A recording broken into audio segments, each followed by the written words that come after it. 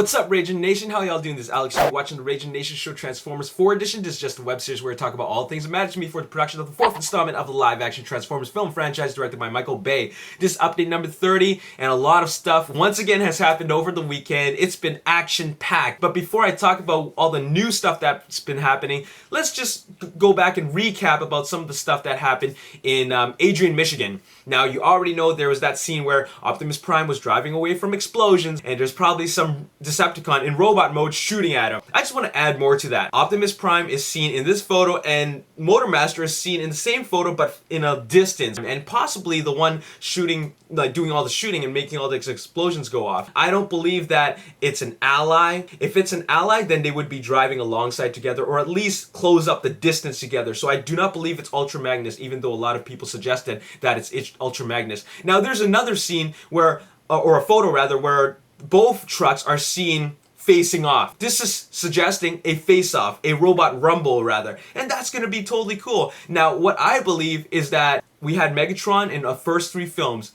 I always thought that it would be cool to have someone who's not Megatron as the main villain. It could very well be Motormaster. I mean, why the heck not? It doesn't have to always be like a main villain like Megatron or Galvatron or Unicron or whatever. It could be just one of the sub-faction leaders of the Decepticons like Motormaster. So, pretty cool stuff. Another thing that I gotta mention is that what's also really cool is that I personally believe that this is a Stunticon movie. I mean, it's almost like a dead giveaway. Motormaster is seen with the Lamborghini beside each other. So it's suggesting that they're allies. And look at the paint schemes on both cars. You got like dark gray, a very plain color, a dull looking color, and then the truck is of course a little bit of a really light gray and black, right? So kind of a similar kind of paint scheme. So pretty cool stuff, don't you think? I'm pretty sure these are Stunticons. And one thing that I'm really excited about is that they're seen in an open field. I love the fact that the scene takes place in an open field because they could be throwing each other around, and it's going to be a very, very cool sequence where we can just see everything take place in a plain open field. The last thing I want to say about this truck is that I'm going to go out and say that, remember the Rusty Old Cab from 3 weeks? I think that the Rusty Old Cab reformats into this new version of itself.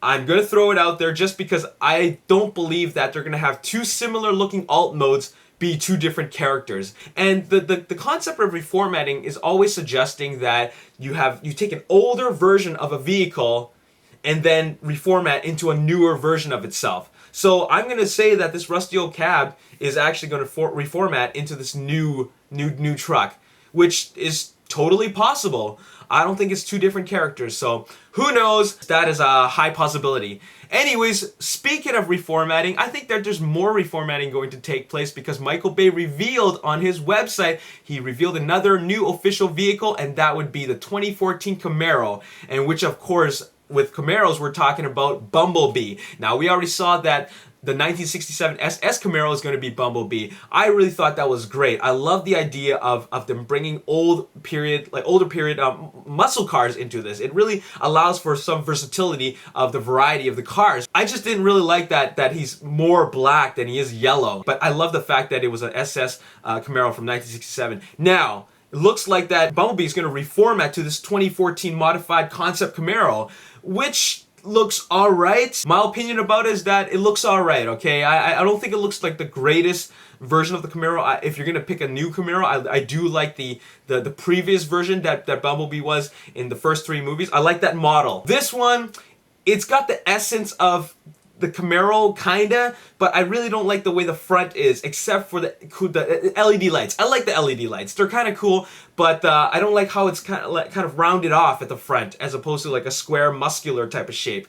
Anyways, that's what Bumblebee's gonna look like later on in the movie. And then we see in this photo, we see Bumblebee in his new format. We see Optimus Prime, we see Hound, and we see codenamed Drift and Slingshot in this photo where they're all in it. They're driving in one direction while the civilian cars are driving in the opposite direction. This is kind of crazy because it looks like they're going to have to dodge traffic in order to avoid collision. Now, the thing that I find most fascinating about this photo is that I personally believe what we're seeing right here with the 5 Autobots is the main Autobot cast.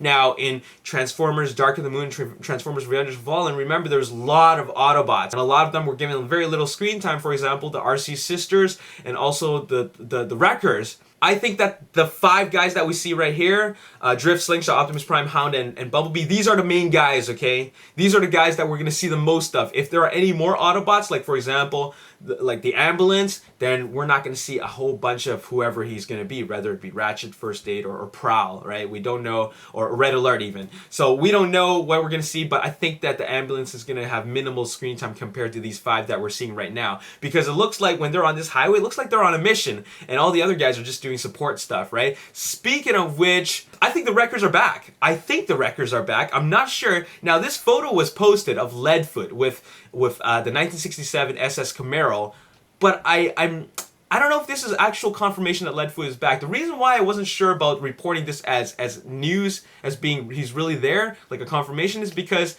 first of all, Michael Bay was going for a complete new redesigning the robots completely, and he's not really bringing back old characters. Now, why would they bring back a minor character from Transformers Dark of the Moon like Leadfoot and not reformat him and only bring back only one of the Wreckers? Now, that is something that I thought was quite peculiar. Now, of course, with you having this Leadfoot in alt mode, this is a very significant vehicle. I'm just thinking it could be misinformation. They just brought him into the set and have people take photos of him and then make us think that he's actually in it. One of the main reasons why I didn't think that he's going to be in it is because, well, where the heck are the other 2 Wreckers? Where's Roadbuster and Twin Twist? It doesn't show them. A Ragin Nation member, Josh from Twitter, tweeted at me and said that in Pontiac, Michigan, the other 2 were sighted, Roadbuster and Twin Twist. Now, we don't have visual confirmation of that, so I'm just going to have to take his word for it, but apparently all 3 of the Wreckers are in it. If they're really in it, that's going to be cool, because I love the Wreckers. I think everybody loved the Wreckers. It's just that we wanted more screen time for them. It's unfortunate we didn't get to see a whole lot of them in Transformers Dark of the Moon. All they really did is that they distracted Shockwave. That's it, okay? They didn't really do any real damage, so I hope that they do something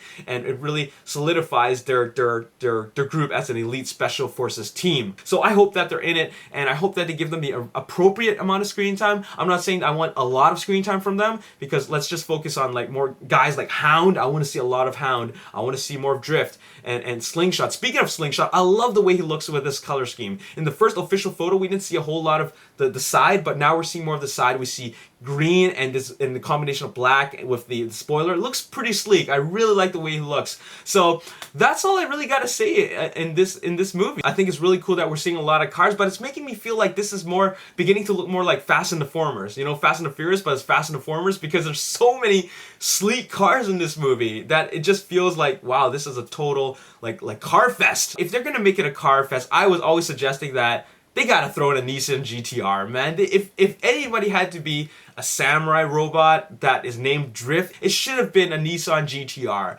But I don't think they're going to be throwing any Japanese cars in it. They're going to be just throwing like European exotics and a bunch of American muscle, which is cool, but it's kind of unfortunate that they didn't go into Japanese cars, right? Paying tribute to, you know, the Japanese cars, right? That's too bad. Anyways, that's all I gotta say in this video. We gotta do a couple of shout-outs to collection shout-outs. We got something from Matthew Gorham, and let's take a look at this cool collection that we have here.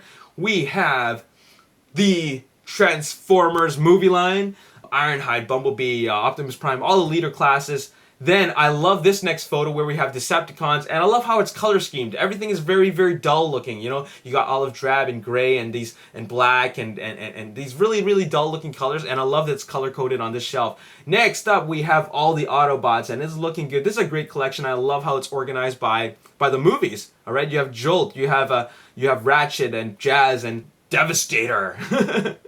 And of course, even more guys, Sideswipe, Jazz. This is the same shelf, but it looks better here. Leadfoot, and where you have a bunch of deluxe classes, a wheelie in the background. Very, very cool stuff.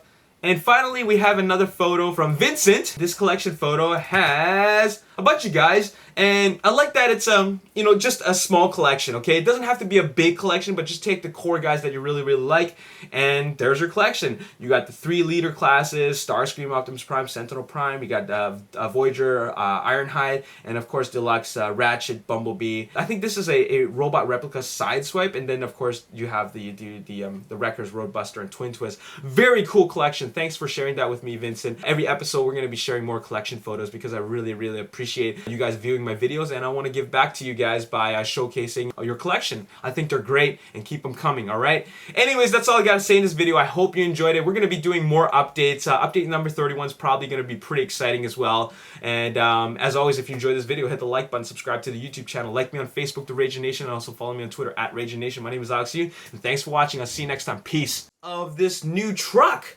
This new truck is shown with Optimus Prime. So what does that mean? Are they driving alongside together, or is an actual car